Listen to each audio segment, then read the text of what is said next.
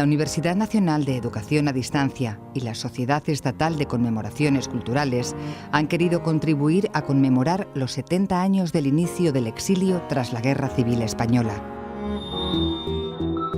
Con este objetivo han organizado una serie de actividades como mesas redondas, conferencias y exposiciones que se han ido desarrollando a lo largo de todo el año 2009 en aquellos lugares donde buscaron refugio muchos españoles tras la sublevación militar de 1939.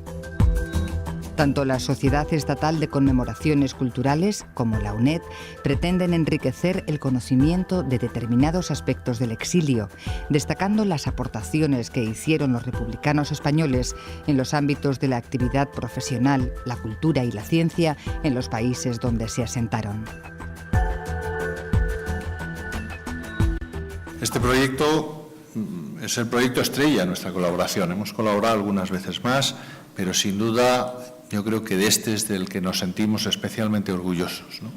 Por muchas razones, ¿no? Primero, por su complejidad. Es un proyecto que se ha ido desarrollando a lo largo del año en diversas sedes, ¿no? Hemos estado en París, hemos estado en la frontera de España con Francia, en Girona, hemos estado en Ginebra, hemos estado en México, hemos estado en Buenos Aires y Montevideo y en Rosario. Hemos estado recordando, acompañando el recuerdo de tantas personas que tuvieron que dejar España y buscar fuera a veces cómo sobrevivir para empezar, ¿no? Y en todo caso buscar fuera una nueva vida porque se les negaba la posibilidad de tenerla en su propia casa.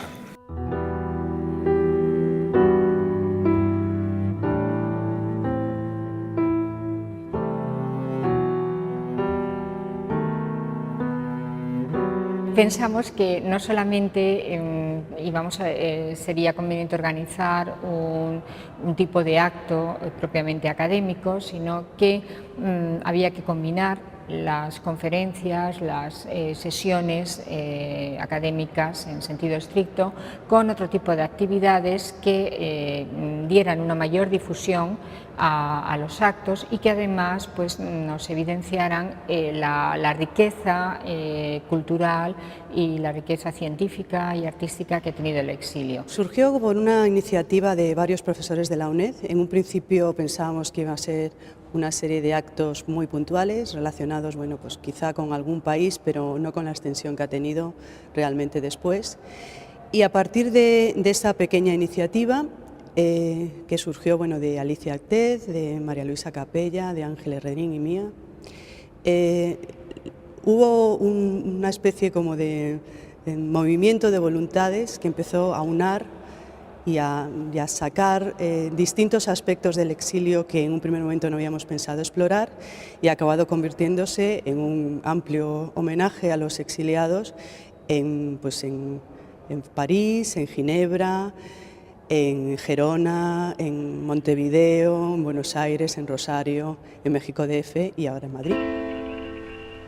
La coincidencia entre nuestra transición política y las dictaduras en países como Argentina y Uruguay ha provocado que estas actividades tuvieran una carga emocional todavía mayor. Uno de los actos más emotivos que tuvieron lugar allí fueron la mesa redonda con los niños de la guerra, ¿no?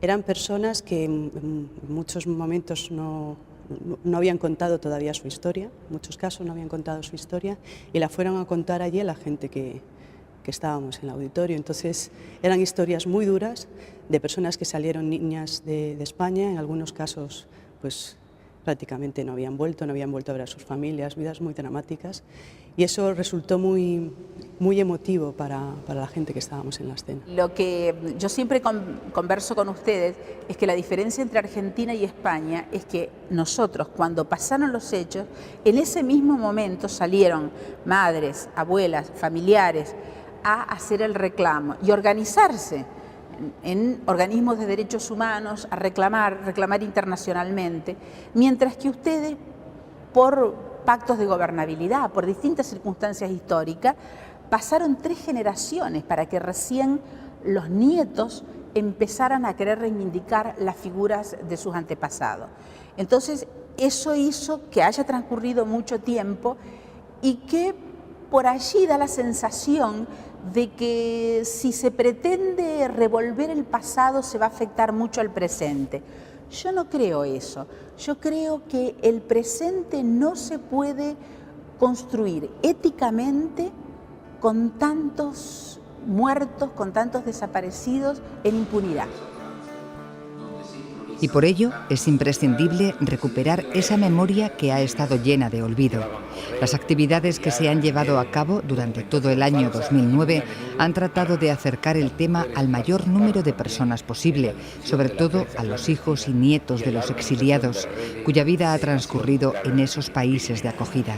Pero si en Francia los exiliados se comprometen con la lucha contra el fascismo, en el exilio americano los exiliados procurarán la continuidad con el renacer cultural de los primeros años del exilio.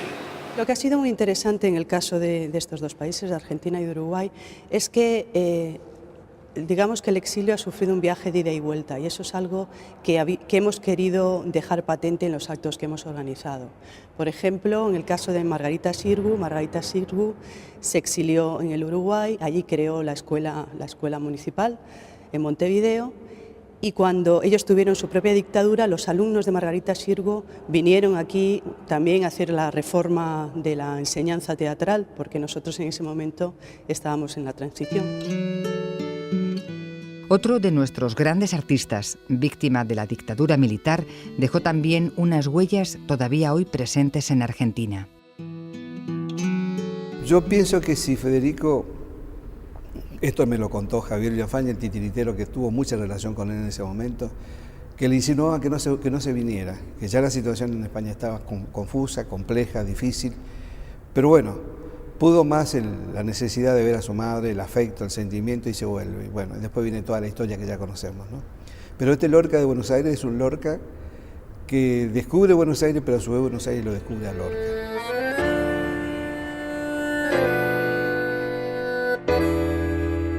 La exposición sobre Lorca surgió cuando tomamos contacto en Buenos Aires con el director de una ONG, La Nube, que se dedica a actividades relacionadas con el mundo de la infancia.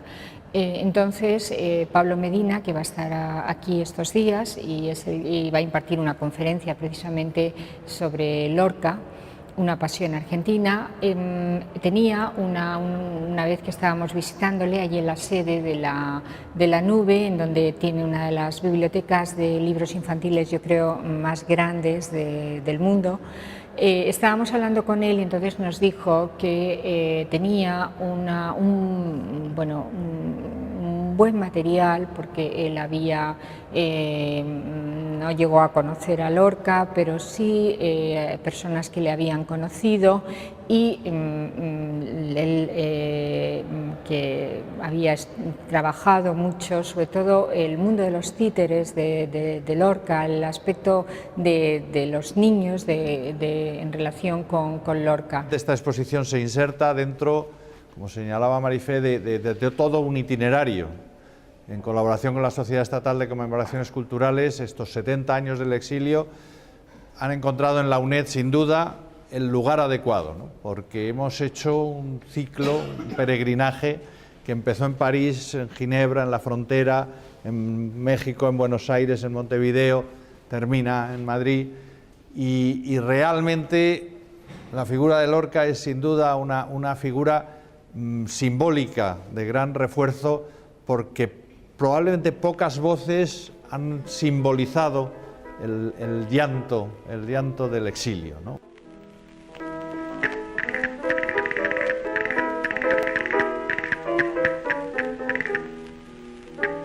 En México, uno de los lugares donde más españoles republicanos se exiliaron, se han desarrollado multitud de actividades para conmemorar esos 70 años de exilio. Fue un intercambio muy enriquecedor que hoy día todavía se recuerda tanto en la sociedad mexicana como en la española.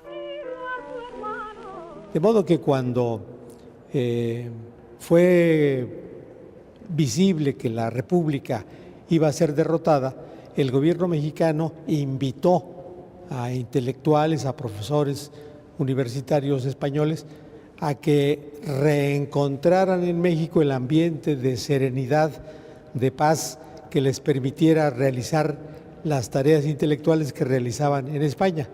Se creyó en algún momento que eso iba a ser una circunstancia provisional y luego se invitó también, en un acuerdo entre el presidente Azaña y el presidente Cárdenas, se invitó a cientos de niños que estaban huérfanos por la guerra a que vinieran a vivir a México. Y de ese modo comenzó la acción solidaria mexicana con la República Española por estas afinidades históricas, por esta persecución de propósitos semejantes. Están siendo unos actos muy diversos que están teniendo bastante buena acogida, participación. Se están creando, por ejemplo, en México, los actos desbordaron las expectativas de público y además hubo cosas muy bonitas. Por ejemplo, los niños del Colegio Madrid y del Colegio Luis Vives, todavía colegios que habían sido creados por los refugiados españoles cuando llegaron.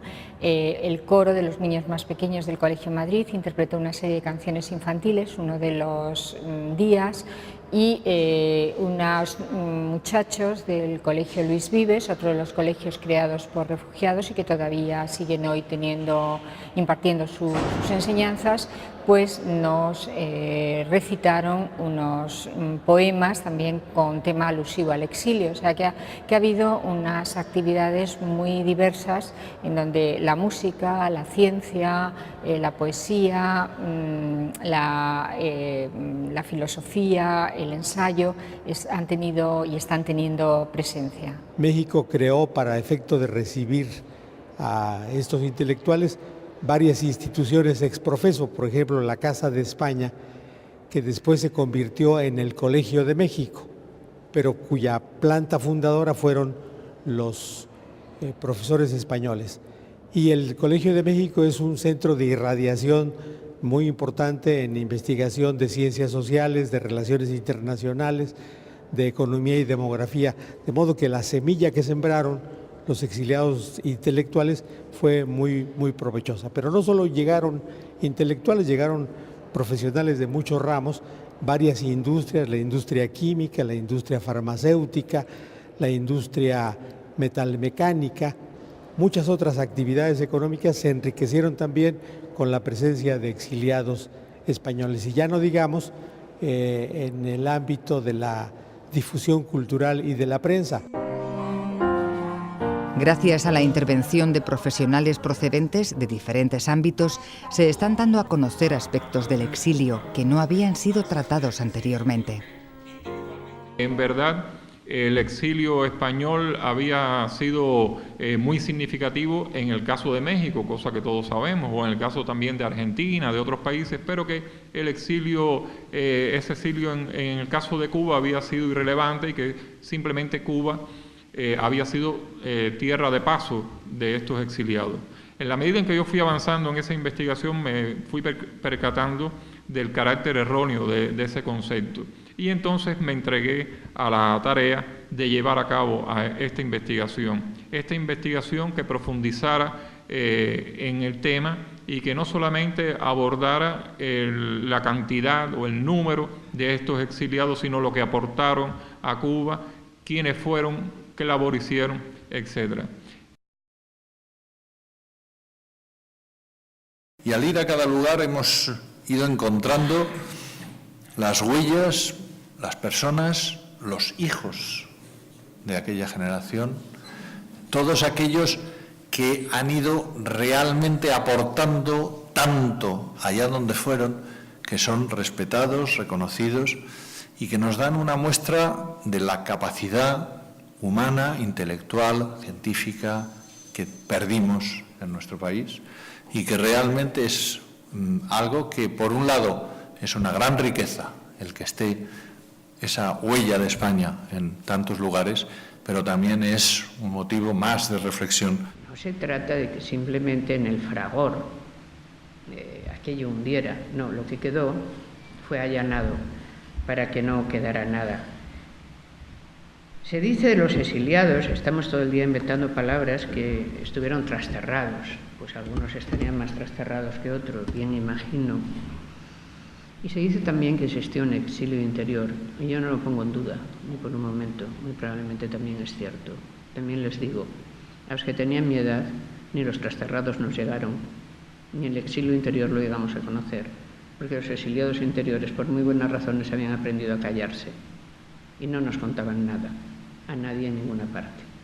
Reconstruir, por lo tanto, digamos eso como una memoria, la transmisión del conocimiento se hace piel con piel, no es del todo una transmisión intelectual. Ahí simplemente hay un trozo que falta. Y no hay manera de ponerlo porque no está. El exilio español dejó una huella profunda e imborrable.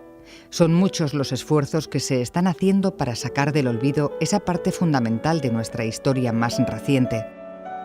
Gracias a los esfuerzos que se están haciendo, gracias a este tipo de iniciativas que ha llevado a cabo la UNED y la Sociedad Estatal de Conmemoraciones Culturales, la verdad está saliendo a luz.